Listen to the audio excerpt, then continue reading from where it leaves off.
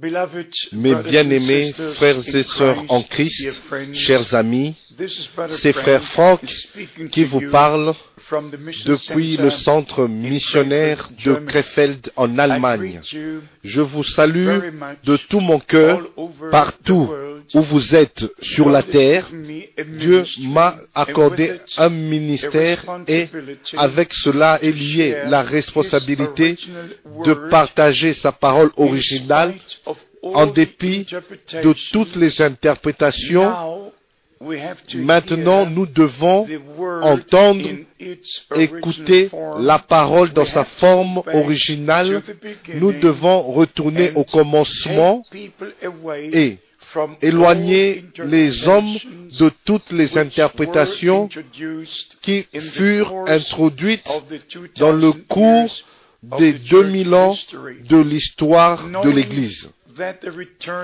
Reconnaissant que le retour de Christ est proche et voyant les prophéties bibliques s'accomplir, c'est l'ordre, c'est le commandement de l'heure d'informer le peuple de Dieu, de leur faire savoir que maintenant c'est le temps de Dieu pour ses enfants de nous ramener à sa parole, dans la grâce de Dieu, dans le pardon total, dans la réconciliation, une vie avec Christ et une vie où Christ vit au travers de nous, la vie nouvelle avec Christ. Maintenant, nous allons commencer aujourd'hui avec une étude biblique et en prenant le plus grand nombre d'écritures possibles afin de montrer le plan de Dieu du salut.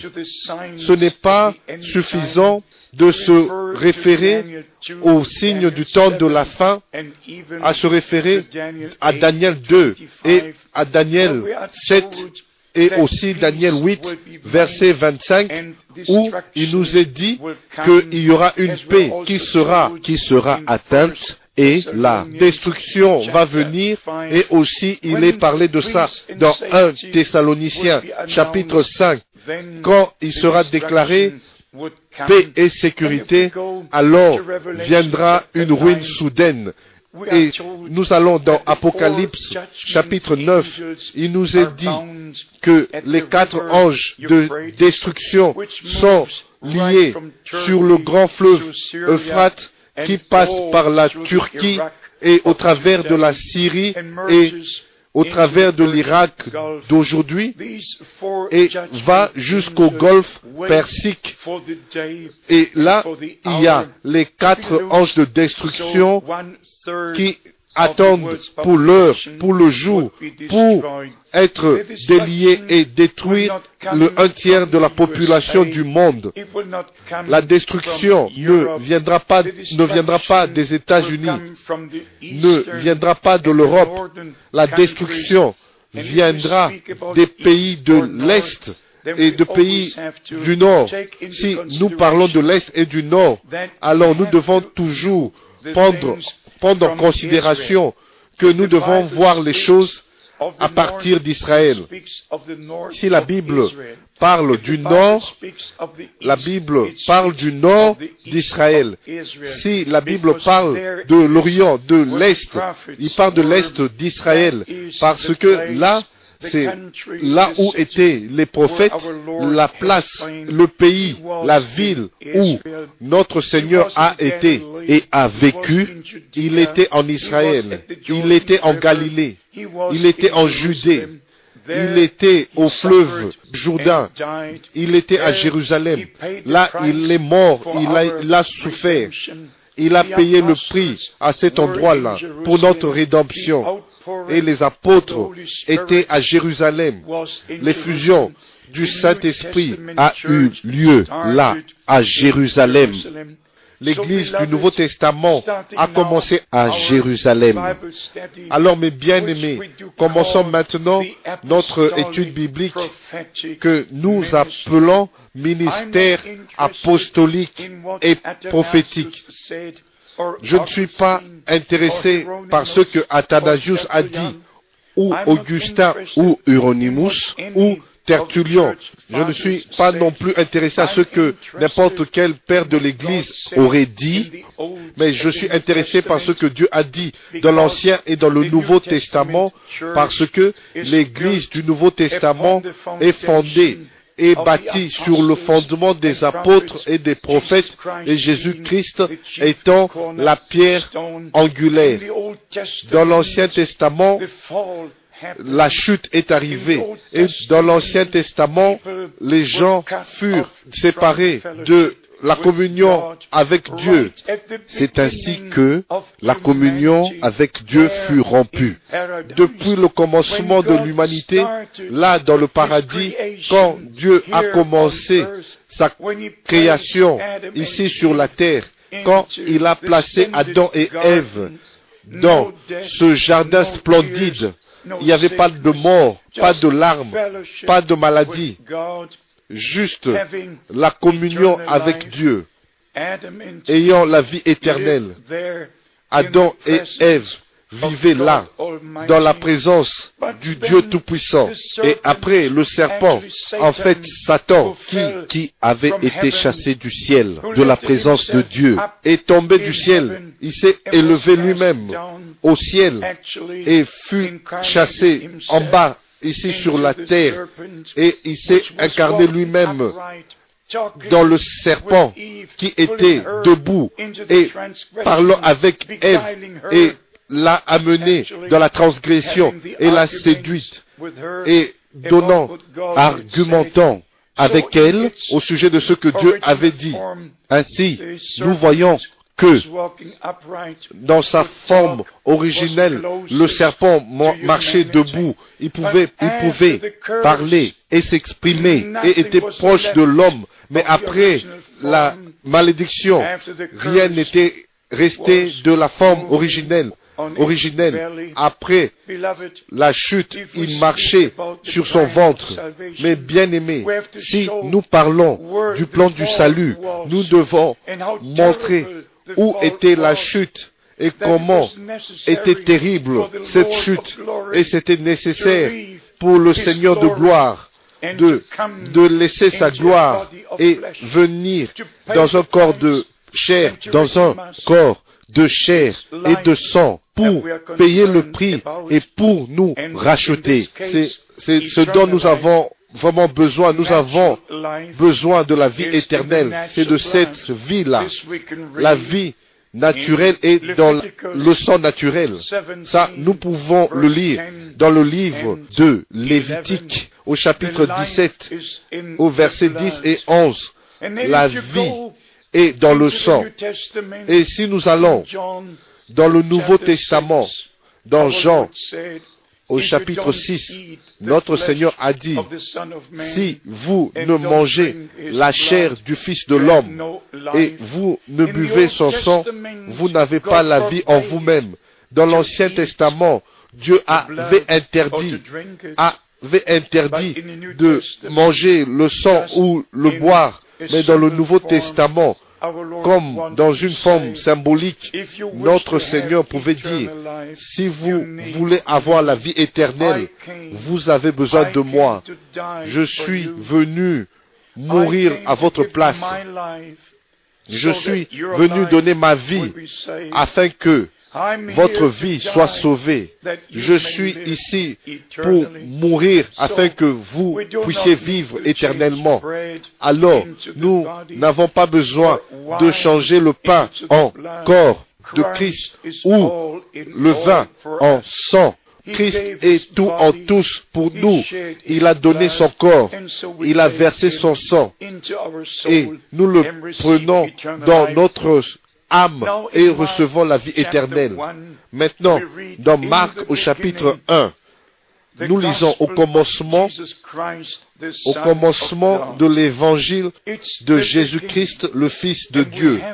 C'est le commencement. Et nous devons retourner au commencement.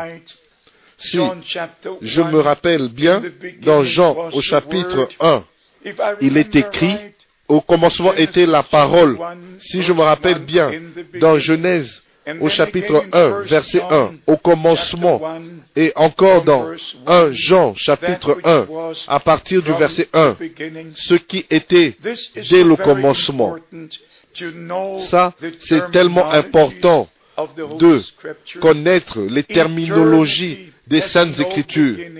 L'éternité n'a pas eu de commencement, n'a pas de commencement. Le temps a eu un commencement et le temps aura une fin. Mais maintenant, nous allons simplement faire allusion à quelques écritures. Et je dois vous dire, franchement, pourquoi est-ce que je dois toujours retourner à la parole de Dieu? Je ne croirai absolument rien du tout, à moins que ça soit la parole de Dieu écrite noir sur blanc dans les Saintes Écritures. Et c'est comme ça que je dois mentionner sans compromis, sans être contre une quelconque église, une quelconque religion ou une quelconque dénomination. Mais nous devons comparer si toutes les dénominations, toutes les églises enseignent et pratiquent, si ce qu'elles font sont conformes au modèle original qui a été établi dans les jours apostoliques, ou si nous avons affaire à toutes les déviations et les interprétations qui existent au milieu du christianisme. Mais bien aimés, il y a eu un temps où il n'y avait pas d'eau bénite, pas d'encens, pas de procession, pas de crucifix, pas de rosaire, pas de pèlerinage, pas d'indulgence, pas de purgatoire, pas de vœu de chasteté, rien, pas de pape, pas de cardinal. Les premières centaines d'années sont passées sans qu'il y ait un christianisme étatique, formel. Et bien sûr, dans le temps de réformation, Dieu a fait un nouveau commencement et il a ramené la Bible de nouveau aux hommes. Et mes amis, maintenant, nous vivons à la fin du temps de la grâce, quand Dieu nous ramène aux enseignements originaux. La première question: de quoi s'agit-il? De quoi s'agit-il sur le plan du salut? De quoi s'agit-il quand il est dit que Dieu était en Christ, réconciliant le monde avec lui-même? Pour le mettre d'une manière plus claire ou plus simple, de nous ramener dans notre position originelle comme fils et filles de Dieu, de mettre une fin à la séparation et nous donner la réconciliation et nous ramener comme fils et filles de Dieu par la nouvelle naissance et dans la véritable communion avec lui-même. Allons maintenant dans le livre de Matthieu, dans Matthieu chapitre 11, verset 27. Et personne ne connaît le Fils si ce n'est le Père. Personne non plus ne connaît le Père si ce n'est le Fils et celui à qui le Fils veut le révéler. La même chose est écrite dans Luc chapitre 10, à partir du verset 21 jusqu'au verset 24. Personne ne connaît, aucun prêtre, aucun prédicateur, aucun pasteur, aucun professeur, personne. Et personne veut dire personne. Tout vient par la révélation divine. Et chaque révélation divine est connectée à et avec la parole de Dieu. Il n'y a pas une révélation divine en dehors de la parole de Dieu. Il n'y a pas de plan du salut excepté à part celui que Dieu nous a présenté dans sa sainte parole. Alors, dans Jean chapitre 1, au verset 18, il nous est dit, personne, aucun homme n'a vu Dieu, mais le seul Fils engendré, Mais bien aimé, j'ai apporté avec moi l'hébreu et le grec, le dictionnaire hébraïque et grec.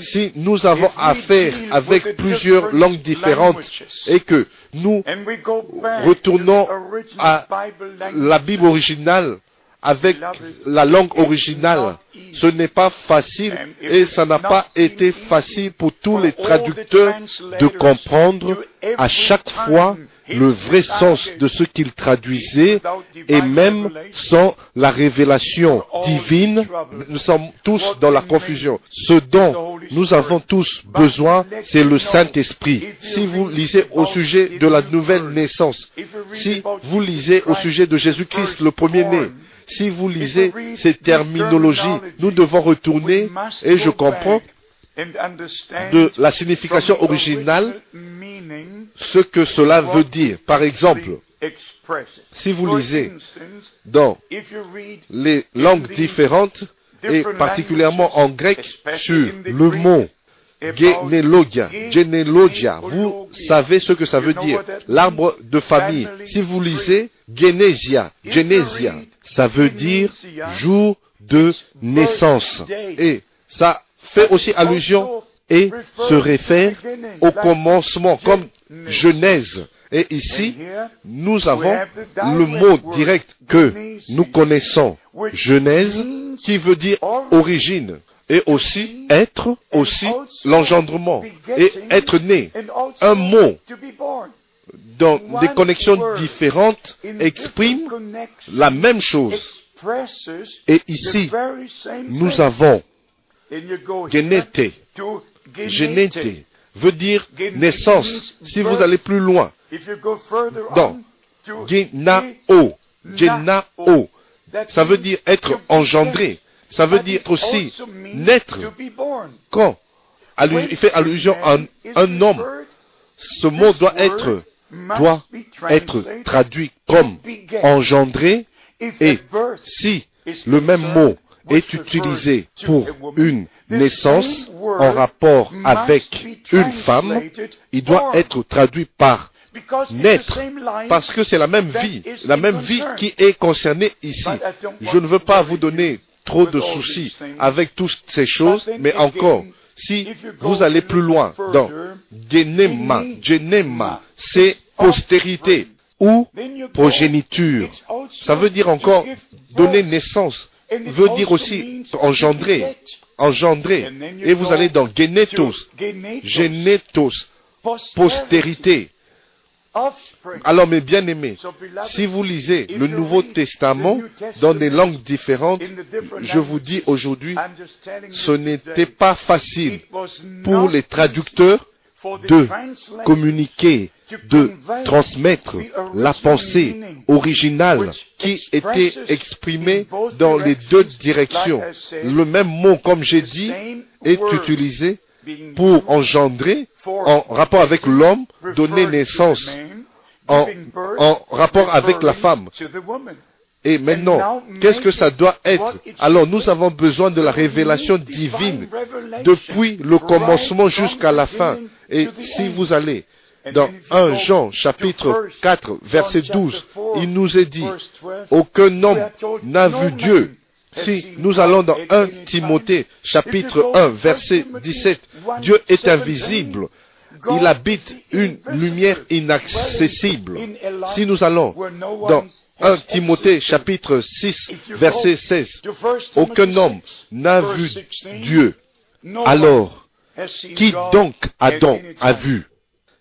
Qui donc avait visité Abraham? Qui avait parlé à Moïse? Avec qui Jacob avait lutté? C'était avec qui Moïse parlait face à face, comme le disent les Écritures. Mais bien aimés, Dieu est esprit, et Dieu est lumière. Et de cette manière, dans sa forme spirituelle, dans sa forme d'esprit où il habite dans l'éternité, aucun homme ne l'a vu. Alors, il est sorti de la plénitude de sa lumière dans une forme visible d'apparence, dans le Seigneur Dieu, dans l'Ancien Testament. Alors, voici le secret. Le Seigneur Yahvé, le Je suis, n'était pas une personne différente. il était la même personne exprimée d'une manière différente. Alors nous devons comprendre que dans l'Ancien Testament, l'invisible, celui que nous connaissons comme Dieu, mais dans l'Ancien Testament, il n'était pas encore notre Père. Cette relation a été établie pour l'alliance du Nouveau Testament, que Dieu est devenu notre Père. Et il a commencé avec le Fils. Tu es mon Fils. Aujourd'hui, je t'ai engendré. Ça, c'est le commencement de la nouvelle création de Dieu. Et non la création de l'univers. Si vous lisez dans Apocalypse chapitre 3, au verset 14, Christ étant le commencement de la création de Dieu, le principe de la création de Dieu. Cela n'est pas en rapport avec les choses qui ont été créées dans Genèse chapitre 1. Alors, il était celui qui avait fait la création, le Je suis, le Seigneur, de qui les Écritures disent dans Jean 1. Et rien de ce qui a été fait n'a été fait sans elle. Et par elle, la parole, toutes choses ont été faites. Maintenant, vous voyez, nous devons prendre l'Ancien et le Nouveau Testament ensemble pour connaître ces choses. Si vous lisez Romains 8, verset 3, il nous est dit que Dieu a condamné le péché dans un corps de chair, dans le corps de notre Sauveur. Et ce, parce que le péché est arrivé dans un corps de chair et de sang. Le Sauveur devait venir dans un corps de chair et de sang pour nous racheter, pour payer le prix. Alors notre condamnation, notre séparation, notre culpabilité, tout a été placé sur le Fils de Dieu qui a ôté les péchés du monde. Il est mort comme l'agneau de Dieu pour nous racheter. Si vous lisez dans Romains chapitre 8, verset 14 au verset 17, il nous est dit qu'en Christ, nous avons reçu l'adoption. Mes frères et sœurs, chers amis, je ne crois pas en une religion chrétienne. Je crois en Jésus-Christ, mon Seigneur, mon Sauveur, le Roi des rois, le premier et le dernier, celui qui a payé le prix sur la croix du Calvaire. Alors, vous ne devez pas seulement lire Marc au chapitre 1, au verset 1, l'évangile, le commencement de l'évangile de Jésus-Christ, le Fils de Dieu, comme c'est écrit dans le prophète. Vous allez des prophètes jusqu'à dans le Nouveau Testament, en lisant Galates chapitre 4, à partir du verset 4 jusqu'au verset 7, comment Christ, dans la fin des temps est venue et il est né par une femme, né d'une femme, née sous la loi, engendré par le Saint-Esprit et au travers de lui, le Fils, nous avons été placés comme fils et filles de Dieu et nous prions notre Père qui est au ciel, que ton nom soit sanctifié. Notre Père qui est aux cieux, que ton nom soit sanctifié.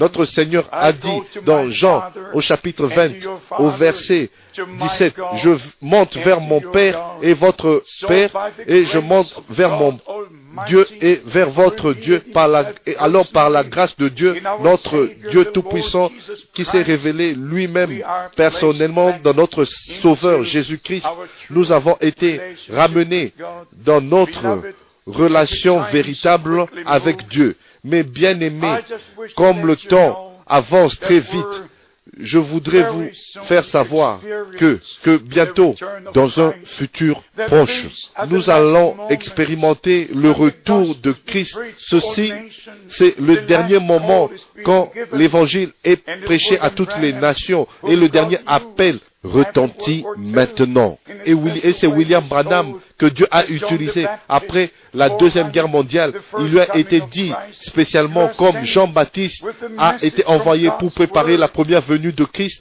Tu as été envoyé avec un message de la parole de Dieu pour préparer la seconde venue de Christ. Mais bien aimé, Dieu utilise toujours les hommes et il a toujours eu ses serviteurs. Et moi, frère Franck, j'ai reçu un appel direct au ministère. Et en fait, ce n'est pas seulement 50 ans que je prêche l'Évangile, mais c'est 40 ans, plus de 40 ans que je suis dans le ministère international, voyageant partout dans le monde pour partager la parole précieuse de Dieu. Mes amis, reprenez votre Bible et lisez-la, et que le Saint-Esprit vous accorde la révélation divine de connaître Dieu et ses voies et son plan du salut, et que vous puissiez prendre part à ce que Dieu fait maintenant, que ces bénédictions se reposent sur vous dans le saint nom de Jésus. Amen.